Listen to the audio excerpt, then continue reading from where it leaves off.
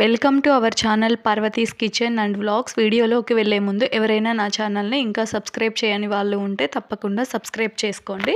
ఇక లేట్ చేయకుండా వీడియోలోకి వెళ్ళిపోదాం. ఈరోజు నేను అందరికీ ఎంతో ఇష్టమైన చికెన్ బిర్యానీని ఎలా చేయాలో చూపించబోతున్నాను. ఈ చికెన్ బిర్యానీ చాలా టేస్టీగా ఉంటుంది. రేపు సండే వచ్చేస్తుంది కదా, ఎవరైనా బిర్యానీ చేయాలి అనుకుంటే ఇలా ఒకసారి ట్రై చేయండి. తప్పకుండా చాలా టేస్టీగా ఉంటుంది. ఎలా చేయాలో చూసేద్దాం. ఇక్కడ నేను ఒక 800 గ్రామ్స్ వరకు చికెన్ తీసేసుకొని వాష్ చేసేసి సాల్ట్ వాటర్లో వేసి పెట్టేశాను. కల్లు ఉప్పు వేసేయండి, బాగుంటుంది. అలాగే ఇక్కడ మ్యారినేట్ కోసం ఇక్కడ నేను పుదీనా, కొత్తిమీర, అలాగే కొంచెం కరివేపాకు, పచ్చిమిర్చి తీసేసుకున్నాను. మళ్ళీ ఒకసారి చెప్పేస్తాను. కొంచెం పుదీనా, అలాగే కొత్తిమీర, కొంచెం కరివేపాకు, పచ్చిమిర్చి మీ కారంకి తగ్గట్టు తీసేసుకోండి. ఒక 3, 4, 5 అలా. తర్వాత కారం కూడా వేస్తాం కదా, వాటర్ వేయకుండా మిక్సీ పట్టించేసుకోండి. తర్వాత ఈ చికెన్ పీసెస్ని సాల్ట్ వాటర్లో నుంచి తీసేసేయాలి. ఇలా ఘాట్లు పెట్టడం వల్ల మసాలా బాగా పట్టి కొంచెం చప్పగా లేకుండా చికెన్ పీసెస్ బాగా ఉంటాయి. ఇందాక మిక్సీకి వేసుకున్నాం కదా, ఆ మిశ్రమాన్ని ఇందులోకి వేసేయాలి. తర్వాత ఫ్రెష్గా చేసి పెట్టుకున్న అల్లం వెల్లుల్లి పేస్టు, అలాగే తగినంత సాల్ట్, 1 స్పూన్ వరకు కారము, అలాగే 1 స్పూను ధనియాల పొడి, తర్వాత ఒక 1/2 స్పూన్ వరకు గరం మసాలా, 1/2 స్పూను, అలాగే 1/2 స్పూను జీలకర్ర పొడి వేసేసుకోవాలి. ఇదిగో చూడండి, ఇక్కడ వీటిని ఒకసారి బాగా కలిపేసేయండి. తర్వాత ఇందులోకి కొంచెం పసుపు కూడా వేసేసుకోవాలి. ఇదిగో చూడండి, కొంచెం పసుపు, అలాగే లెమన్ జ్యూస్ కూడా వేసేసుకోవాలి. లెమన్ చిన్నదైతే ఫుల్ వేసేసుకోండి, పెద్దదైతే ఒక 1/2 లెమన్ వేసేసుకోండి, సరిపోతుంది. ఇది తర్వాత ఒక ఫుల్ కప్పు పెరుగు తీసేసుకున్నాను. ఒక చిన్న కప్పుతో ఫుల్ కప్పు పెరుగు తీసేసుకున్నాను. బాగా కలిపేసేయాలి. ఇలా పెరుగు కొంచెం తక్కువ వస్తే ఏం పర్లేదు, మళ్ళీ కొంచెం యాడ్ చేసుకొని కలిపేసుకోండి, సరిపోతుంది. ఇదిగో చూడండి, ఇలా అయ్యేలా కలిపేసుకోవాలి.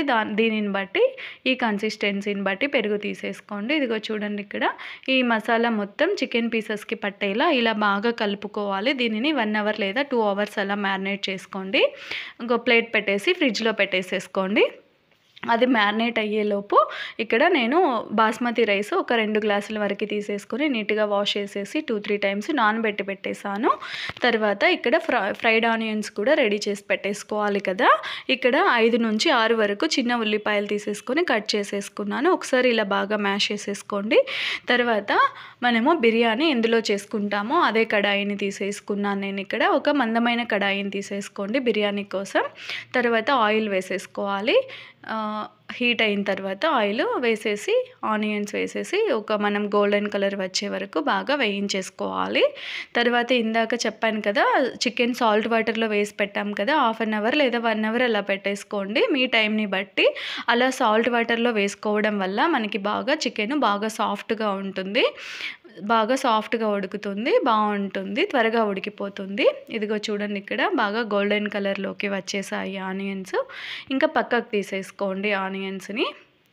మీకు ఒకవేళ టైం లేదు అని అంటే సాల్ట్ వాటర్లో వేసుకునేకి డైరెక్ట్ మ్యారినేట్ చేసేసుకోండి. నేనైతే కాసేపు అలా సాల్ట్ వాటర్లో వేసి తర్వాత మ్యారినేట్ చేశాను. ఇక్కడ చూడండి, మ్యారినేట్ అయిపోయింది 1 అవర్కి. మీకు టైంని బట్టి మ్యారినేట్ చేసుకోండి. అలాగే ఆయిల్ ఉంది కదా, అదే కడాయిలో ఇంకొంచెం ఆయిల్ లేదంటే నెయ్యి వేసేసుకోండి. అలాగే కొంచెం నేను షాజీరా వేసుకున్నాను. మీరు షాజీరాతో పాటు ఓల్ గరం మసాలా వేసేసుకోవచ్చు, చెక్క, లవంగ, అలాగే యాలకులు, బిర్యానీ ఆకు, మరాఠీ మొగ్గ అవన్నీ ఉంటాయి కదా, అవి కూడా వేసేసుకోండి. నేను ఇక్కడ ఘాట్ ఎక్కువ అవుతుందని వేయట్లేదు, రైస్లో వేస్తాను అంతే, ఇక్కడ వేయట్లేదు. మీరు కావాలనుకుంటే ఇక్కడ కూడా వేసుకోవచ్చు. పిల్లలు ఘాటుగా ఉంటే తినరు కదా, దానికోసం నేను రైస్లో వేస్తున్నాను కానీ ఇలా చికెన్లో వేయట్లేదు.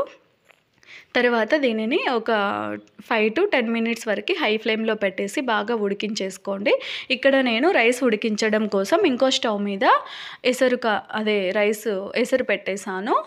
ఇదిగో చూడండి, ఇక్కడ ఫ్రైడ్ ఆనియన్స్ కొన్ని ఇందులోకి వేసేస్తున్నాను, ఈ చికెన్లోకి. ఇది బాగా ఉడికించేసుకోవాలి. చికెను ఒక 80-90% వరకు ఉడికించుకోవాలి. ఇలా స్టార్టింగ్లో కాసేపు హై ఫ్లేమ్లో పెట్టేసి ఉడికించుకోండి, తర్వాత సిమ్లో పెట్టేసుకుంటూ ఉడికించుకోండి, సరిపోతుంది.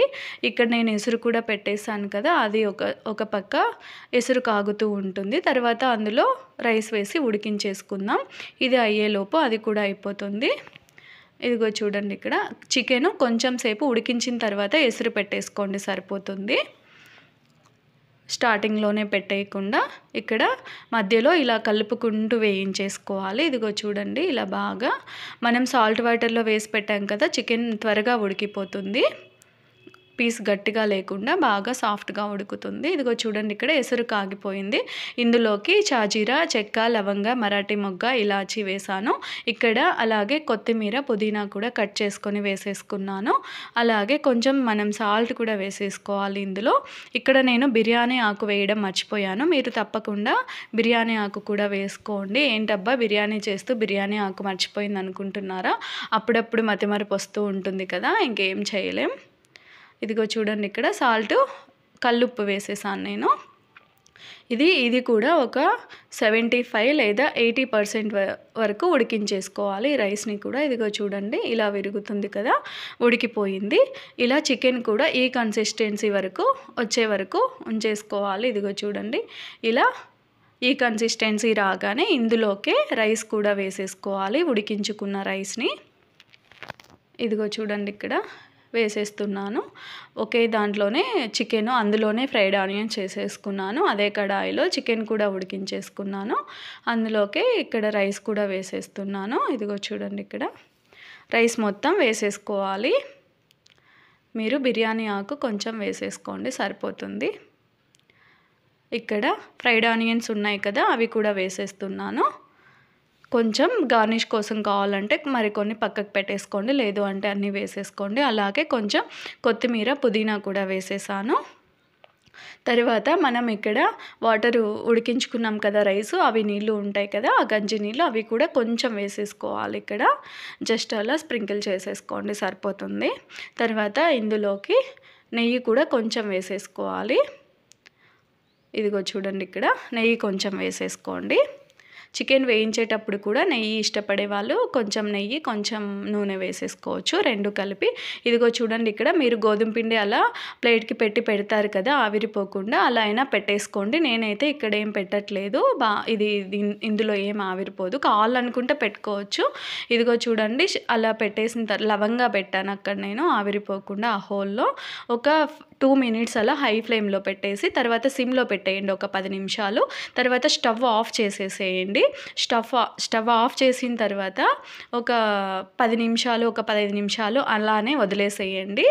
ఒక 2 minutes హై ఫ్లేమ్లో, ఒక 10 minutes లేదా 7 minutes అలా లో ఫ్లేమ్లో పెట్టేసి పెట్టేసేయండి, సరిపోతుంది. తర్వాత ఆఫ్ చేసి ఒక 15 minutes వరకు అలా వదిలేసేయండి, అంతే. ఎంతో టేస్టీగా ఉండే బిర్యానీ రెడీ అయిపోయింది. మీరు కూడా ఇలా తప్పకుండా ఒకసారి ట్రై చేయండి. Thank you for watching this video.